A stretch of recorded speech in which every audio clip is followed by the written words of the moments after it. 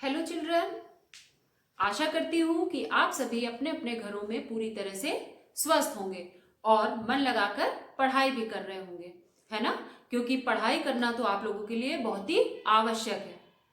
तो बच्चों, आज मैं भी आपको एक बच्चे के बारे में बताने जा रही हूँ जिसको कि पढ़ाई करने में बहुत ही रुचि थी। तो आज जो मैं आपको पाठ पढ़ा रही हूँ वो है पढ़ाकू नरेंद्र। पढ़ाकू नरेंद्र। नरेंद्र एक ऐसा बालक था जिसको कि पढ़ने में बहुत रुचि थी, इसीलिए उसका नाम ही रख दिया गया पढ़ाकू नरेंद्र, यानी पढ़ने वाला नरेंद्र। तो बच्चों, ये जो पाठ है हमारा पढ़ाकू नरेंद्र, ये स्वामी विवेकानंद जी के बचपन पर आधारित पाठ है। स्वामी विवेकानंद जी से हम सभी बहुत ही अच्छी तरीके से परिचित हैं। उन्होंने हमारे देश को भारत में ही नहीं बल्कि विदेशों में भी प्रसिद्धि दिलवाई, है ना। तो स्वामी विवेकानंद जी के बचपन का नाम था नरेंद्र। उनका जन्म 12 जनवरी 1863 को कलकत्ता में हुआ था। कलकत्ता, जिसे कि अब हम कोलकाता के नाम से जानते हैं। उनके पिता का नाम विश्वनाथ दत्त था, जो कि उच्च न्यायालय में वकील थे। उनकी माता का नाम भुवनेश्वरी देवी था, जो कि एक धार्मिक विचारों वाली महिला थी। तो बच्चों, कुछ ना कुछ गुण हमें जन्मजात भी मिलते हैं, यानी प्रतिभा जो है, हम कहते हैं कुछ ना कुछ हमारी जन्मजात भी होती है। तो नरेंद्र को भी जन्मजात माता और पिता से गुण प्राप्त थे। कौन से? उनको अपने पिता से तीव्र बुद्धि मिली थी और माता से धार्मिक विचार मिले थे। इसी कारण जो भी चीज वो एक बार देख लेते थे या पढ़ लेते थे, वो हमेशा उनको याद हो जाती थी। क्यों? क्योंकि वो एक तीव्र बुद्धि बालक थे। साथ ही माता का प्रभाव उन पर इस तरह था कि आगे चलकर वो स्वामी विवेकानंद के नाम से प्रसिद्ध हुए और उन्होंने बहुत सारे धार्मिक ग्रंथों का भी अध्ययन किया। उनके गुरु का नाम रामकृष्ण परमहंस था। विवेकानंद जी अपने गुरु का बहुत आदर करते थे और अंतिम समय तक उन्होंने अपने गुरु की पूरी तरीके से सेवा भी की। बचपन में उनको एक पास के ही प्राथमिक पाठशाला में पढ़ाया गया और जब वो थोड़े बड़े हुए तो एक बड़े स्कूल में उनका दाखिला करा दिया गया। दाखिला यानी एडमिशन करा दिया गया, जहाँ की वो बहुत मन लगाकर पढ़ाई करते थे और बहुत ही जल्दी चीज़ों को सीख लेते थे।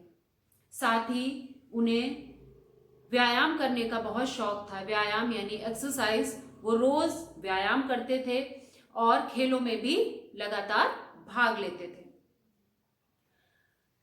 नरेंद्र जो है वो बचपन से ही कहानी सुनाने और भाषण कला में प्रवीण थे यानी बहुत कुशल थे। जब वे अपने सहपाठियों को कोई कहानी सुनाते थे तो घंटों लोग उनकी कहानी को बहुत ध्यान से सुनते थे। उनकी जो ये भाषण कला थी, उनका यानी जो स्पीकिंग स्किल था, इसी के कारण उन्होंने विदेशों में प्रसिद्धि पाई। यानी वो मशहूर हो गए।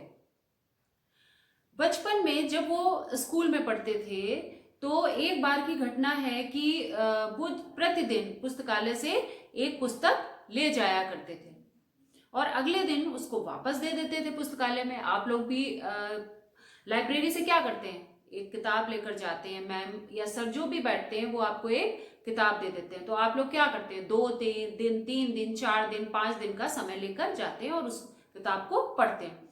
लेकिन नरेंद्र एक पुस्तक को ले जाते थे और अगले दिन उसको वापस कर देते थे। एक दिन में ही वो पूरी पुस्तक को पढ़ लेते थे। ये क्रम लगातार चलता रहा।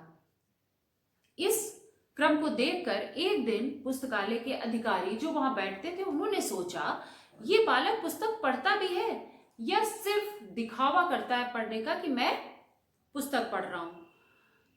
उन्होंने एक दिन नरेंद्र से पूछा कि तुम पुस्तक पढ़ते भी हो या बिना पढ़े ऐसे ही वापस कर देते हो। ये सुनकर नरेंद्र ने कहा कि मैंने आपके पुस्तकालय से जितनी भी पुस्तक ली हैं उनका वो बहुत अच्छे से पढ़ा है, आप चाहें तो मुझसे कोई भी प्रश्न पूछ सकते हैं।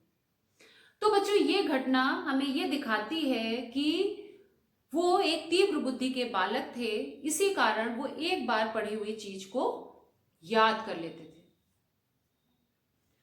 विवेकानंद जी जब बड़े हुए, यानी नरेंद्र जब बड़े हुए, तो उनको स्वामी विवेकानंद जी का नाम दिया गया और इस नाम से वो पूरे विश्व में प्रसिद्ध हुए। स्वामी विवेकानंद जी ने देश और विदेश की बहुत सारी यात्राएं की। उनको पुस्तकें पढ़ने का बहुत शौक था, इसलिए वो हर समय अपने साथ पुस्तकें रखते थे और उनको पढ़ा करते थे। इसी कारण उन्होंने वेद, उपनिषद आदि का बहुत ही गहन अध्ययन किया। गहन अध्ययन किया यानी गहरा अध्ययन किया हुआ था। उन्होंने कश्मीर से लेकर कन्याकुमारी तक पूरे देश की यात्रा की और बहुत सारी समस्याओं को भी देखा, जिसमें अज्ञानता, अशिक्षा और अंधविश्वास की समस्याएं प्रमुख थी।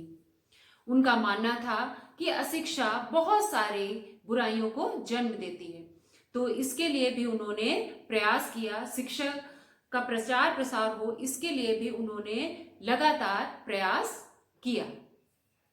तो स्वामी विवेकानंद जी को अपने भाषण कला के लिए माना जाता था और इस गुण के कारण उन्होंने विदेशों में भारत की एक नई पहचान बनाई। उन्होंने विदेशों में भारतीय सभ्यता, संस्कृति के बारे में लोगों को बताया, जिसके कारण वहां भी लोग भारतीय संस्कृति को अपनाने लगे, यहाँ की सभ्यता को जानने का प्रयास करने लगे। स्वामी विवेकानंद देश और देशवासियों से बहुत प्यार करते थे। इसके लिए उन्होंने देश के लोगों को संदेश दिया कि हमें एकता के साथ रहना चाहिए, जिससे पूरा राष्ट्र हमारा मजबूत बन सके। तो विवेकानंद जी के जो ये विचार थे वो हमें लगातार नैतिक मूल्यों की ओर अग्रसर करते हैं और हमें प्रेरणा भी देते रहते हैं कि हम उनके दिखाए मार्ग पर चलें। तो बच्चों, इस पाठ से हमें यह शिक्षा मिलती है कि हमें भी विवेकानंद जी के जीवन से प्रेरणा लेनी चाहिए और हमें भी उस मार्ग पर चलना चाहिए जिस पर विवेकानंद जी ने चलने के लिए हमें बताया। हमें मन लगाकर, यानी सभी बच्चों को मन लगाकर पढ़ाई करनी चाहिए और साथ ही अपनी प्रतिभा को पहचानने का प्रयास करना चाहिए। प्रतिभा को पहचान कर उसको निखार कर और मन लगाकर पढ़ाई करके सभी बच्चे देश के एक अच्छे नागरिक बन सकते हैं और इस दिशा में हमें लगातार प्रयास करते रहना चाहिए। धन्यवाद।